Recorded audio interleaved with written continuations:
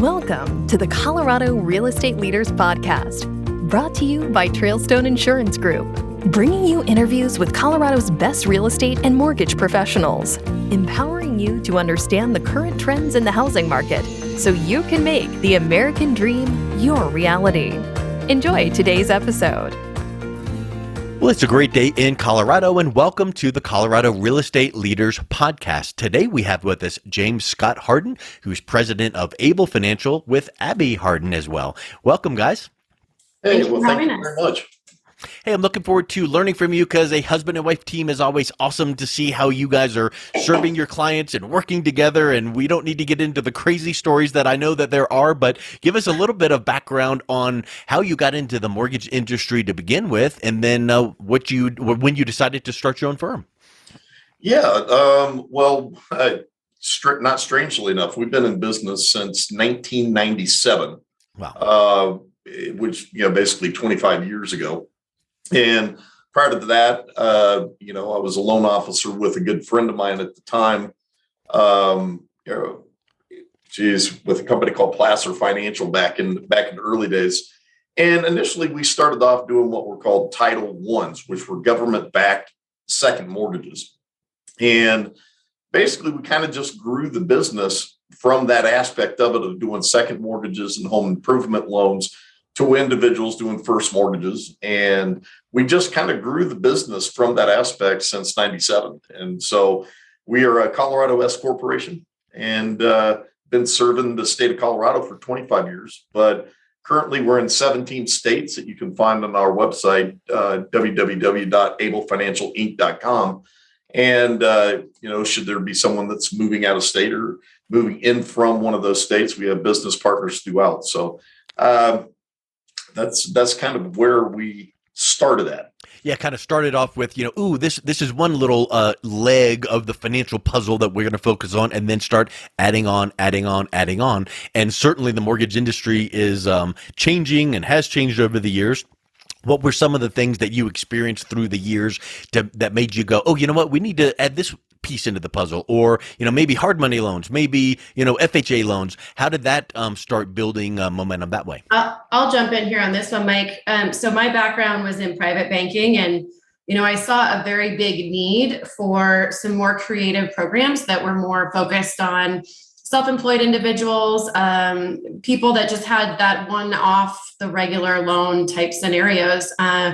And we had the platform was able to go out into the market.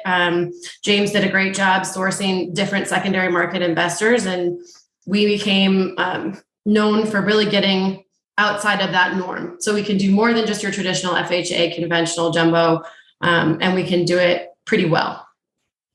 Yeah, that's a huge piece is when you start. It's like when hopefully we all watch Shark Tank, right? And they go, hey, how'd you come up with that, product or invention? They're like, we needed this thing. We noticed that it wasn't out there in the market, so we just created it. And you guys started noticing in your business, wow, in the box of FHA, VA and government type loans, the traditional loans, boy, our borrowers are needing whatever that it was. And so talk a little bit about the self-employed borrower, because I know that they want to tell our, favorite Uncle Sam, oh, I make such little money, but then they want to tell you we make all this money, but the numbers don't jive.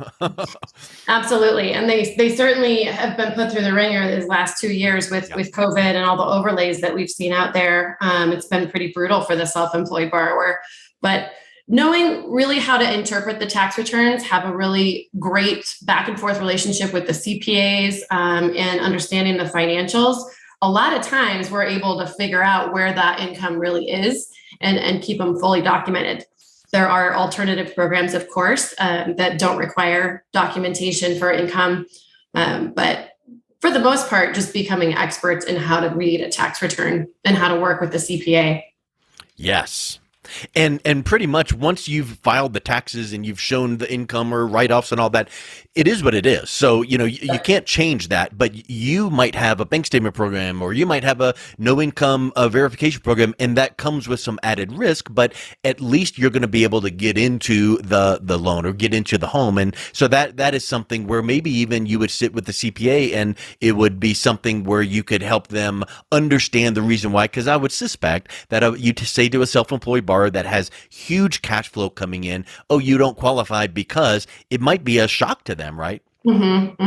Absolutely. Yep. It is too. And it's a big point that, especially during current times, that with our experience over the last 25 years of being in business, we've had ups and downs in this market throughout that period of time. So our current situation in the industry, even though it's a nuance of what's happening, we've been through this before. And it's all about pivoting.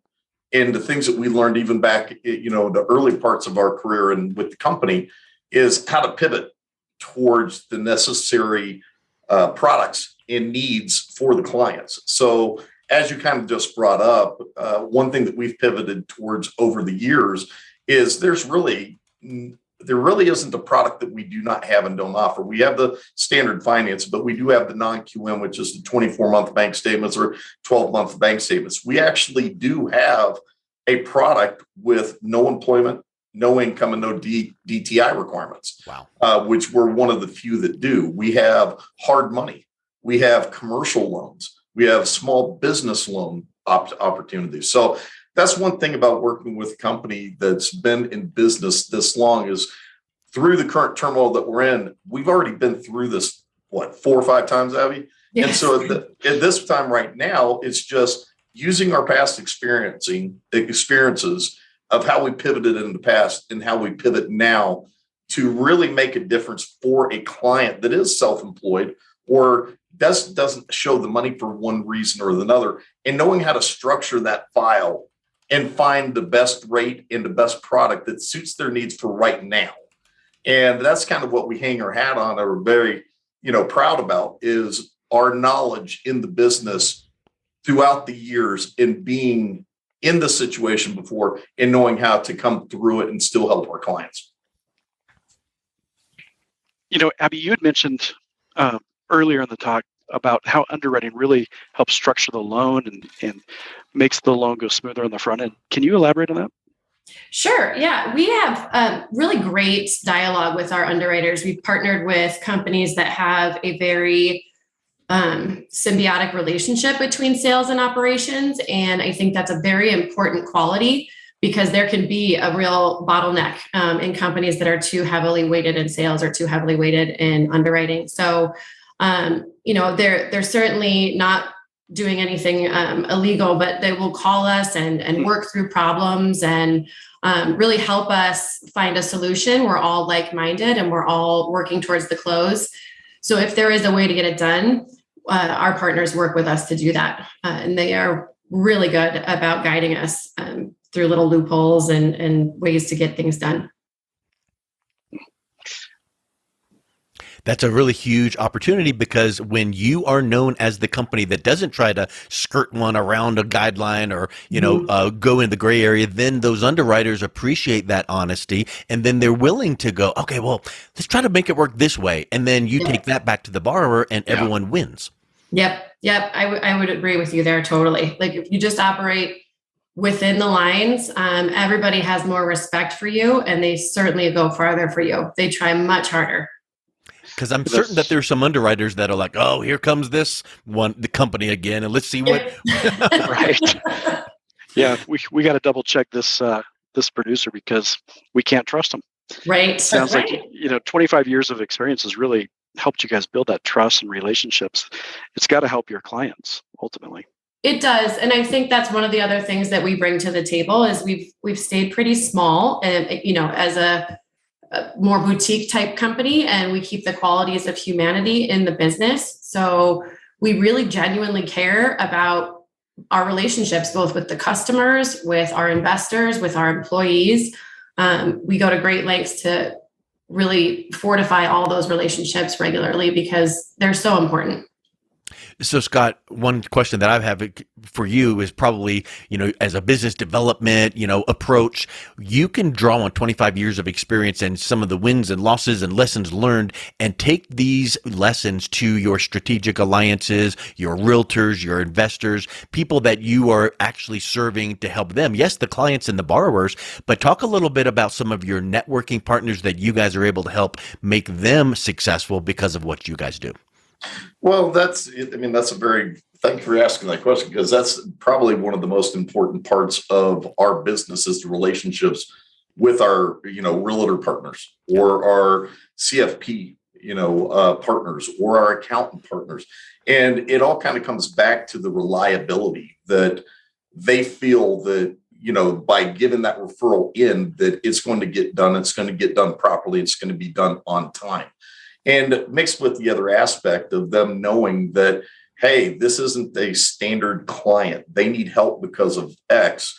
We come to mind just because we have that ability and knowledge of and enough deals underneath our belt that we've pretty much seen everything, that we are able to massage that deal and or find a product and or a rate that's specific to them. And so I just think that, our business partners have that faith in us to be able to get it done, for their clients that they're referring in. So. And you normally you hear mortgage lenders say, I work with realtors, and that's standard. You mentioned CFPs, certified financial planners, and I can kind of look over the fence and go, ooh, I'll bet you that they get referrals for this case, that case. But talk a little bit about the ways you serve your financial planners. What would that look like? Oh, well, it's kind of a great thing. Once again, is us being in business for quite a few years. We have, I literally need to say, I've got 25 different standard A paper investors, and I've got 25 different non-QM. I've got 7 different construction for primary and or builders, hard money. So we have a very vast kind of lineup of offerings. For instance, for our certified financial planners, the big one that we have is what's called an all-in-one, and it's a first mortgage HELOC. Now, where that pertains and helps our clients, from the certified financial planning side, is that you can use that equity that is otherwise sitting there dormant and use that for, that certified financial planner to actually use that equity inside that home for 529s for their kids' schooling later on, IRAs, 401ks, planning for that future for retirement. And there's no reason to wait 15, 20 years. Let's get that equity and have it working for you right now rather than down the road. And that's kind of where we really, at least with our certified financial planner partners, that they really like putting their clients over to us, at least to have a talk and a discussion about it. Because in many cases on this product I was just talking about, we can take a 30-year fixed and make it into where they pay that home off in 12 years. And at the same time, having a lower payment, at the same time, having that excess monies for them to be able to use for lifestyle enhancement, or once again, investment that, as their profession and that, their licensing, for them to be able to help grow their clients' ability for their future. And so that's kind of the relationships we have with the certified financial planners. Yeah, and I know that many, not all, but many financial planners are fiduciaries, which is a legal obligation that they have to their clients to do the right thing for them. So that being said, the fact that you work with many, financial planners means that they have trust in the relationship with you, or else they could not, in all conscience, refer to you. So that's a big gold star by your name just for that fact alone, because financial planning is such a regulated industry, and being able to offer these creative things like you just mentioned is huge, but also it just goes to show you that you've got a proven track record. Correct. And once again, it kind of comes into the two that having a tool belt worth of products, that doesn't even count reverse mortgages that are really big right now, especially with our partners. In a recessionary and inflationary time with individuals that are on fixed incomes, it really is a huge option for them to put their clients over to us for a consultation about looking into doing a reverse mortgage, because that can eliminate that $2 to $3 grand payment that thus, releases the weight from the inflationary and, recessionary kind of weights that's kind of coming down on us right now. So we have actually had a lot of uptick in that as of recent with those partners. And it should be mentioned too, that in these consultations, we don't always recommend financing. If we review everything and don't feel like it's the right thing to do, that's what you're going to hear from us. It's not going to end in a transaction every single time. Yes, the lion's share of the time we can find a good product for them, but we're just as willing to tell them if what they have set up is actually the best. So it's just an open, nobody has to feel pressure type situation. That's and I think that it's easy to say that, but I'll bet you have time and time again exercise that and said, hey, you know what? From what you've told me, it might not be a good idea because, and I think that engenders such trust and transparency with your clients, and that word gets around. If you have that conversation with a potential borrower that the financial planner referred or the realtor referred, that'll get back to them, and it's like, oh, hey, did you do that deal over there with the guys at Able? Oh, no, we didn't because, and they're like, wow, I really appreciate that. They didn't push my client into doing something that wasn't beneficial, and that's just one more, notch in your belt. Thank you. Well, I know that the markets go up, down, and all around. So, refi here, purchase there, rates are up and down. I know that on your website, you advertise and you put your rates out there. And that's kind of a bold move, in my opinion, because a lot of people call for today's rates. You just put it out there. So talk a little bit about how you advise your clients to assess the rates, because nobody knows what rates are going to do. They could go up tomorrow, down tomorrow. But what is the methodology behind why you're putting the rates on there, and how do you discuss that with your clients? Scott, do you want to take that one, or you want me to? No, I'll be glad to. Well, right now, obviously, is a different time. We probably really haven't seen anything like the current market since '85, which obviously I was not in the business at the time. But currently, right now, rates are what they are. I think right now there is a current shock to the individuals because most people that came into the market over the last 8 years have only seen, 2s and 4s. Yep. No one's seen a 7. No one's seen a high 6. No one's seen, what could potentially go into dates. No one's seen prime at 6.25 that's getting ready to go up to 7.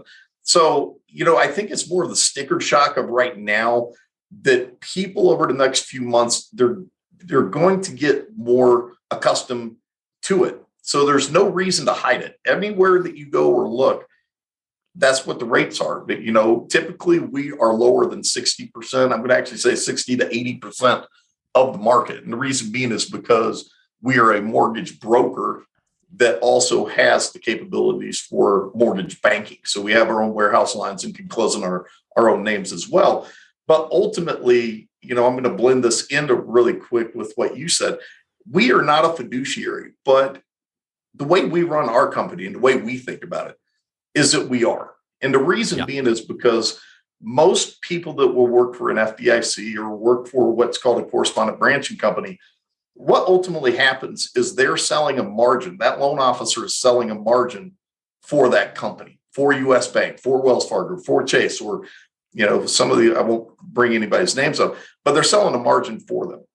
Whereas when a client comes to us, we literally, due to all of the investors that we have, we literally find and shop the best rate for that client to find them the best deal for the best product that fits their needs right now. And to me, that is a fiduciary, because I'm not shoving them into a loan that, doesn't fit their need, or I'm not fitting them into a loan because it's the company's margin where they're going to make money. So, rates to me is they are what they're going to be. But ultimately, as a mortgage broker, I'm going to be lower than, 60 to 80% of the market already right out the bat. So we can offer great service, great turn times, great technology, great rates, great products, and, 25 years of backing of knowledge. So.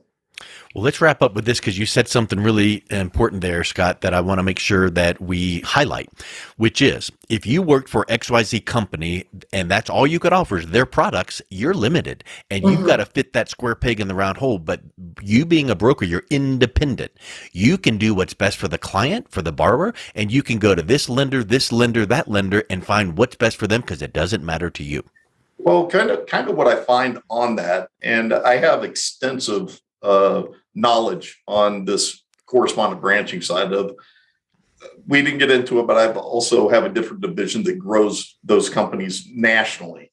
that I ran for about 15 years, parallel to Able Financial being broker as well. And with that being said, it's with a lot of those companies out there, whether it's, Wells or one of these other companies, it's kind of like you're doing a disservice to your client, to your realtor partner, by using them. And the reason being I say that is because you're getting shoved into a loan that may not be for you, and you're getting shoved into a rate that they weren't able to shop. So ultimately, it's doing a disservice to the borrower, but it's also doing a disservice to the realtor, because they are not allowing, like, if they have a higher rate, well, that means the borrower is going to qualify for less of a home. If the borrower qualifies for less of a home, that means the sales price isn't as much, which means the commissions for the real estate agent are lower. So ultimately, ours, in our basis that we have, is an even playing field that takes care of all parties involved, all the way from our real estate agent partners, all the way to the borrower themselves, and also, to our company. So, once again, that's where I kind of go back to, I really feel that we do a fiduciary, even though I know it's not. We really do look out for the best for the client and for our realtor partners and our, any partners that, refer business into us. Yeah, you might not be held to that, but if you internally, mentally hold yourself to that, then your clients and your referral partners and your strategic alliances are getting the very best of what you can offer. So that is a wonderful bar to set. So let's just wrap up with this, Abby and Scott. If someone is listening to this going, you know what? Maybe I would need to learn a little bit more about Able Financial. What's the best way they can reach out and connect with you and learn more? Well, I would say just have them call my cell phone. I keep it on all the time other than dinner time. So would love to hear from anybody that was interested. I can give you my number, 303-905-0545. Or you can find us on the web or on the internet at www.ablefinancialinc.com or www.applywithafi.com. Excellent. Well, guys, thank you so much for coming on today. It was a real pleasure talking with you. Thank you. Thank you. Thank you for listening to the Colorado Real Estate Leaders Podcast, brought to you by Trailstone Insurance Group. To learn more about the topics mentioned on today's show or listen to past episodes, visit www.coloradorealestateleaders.com.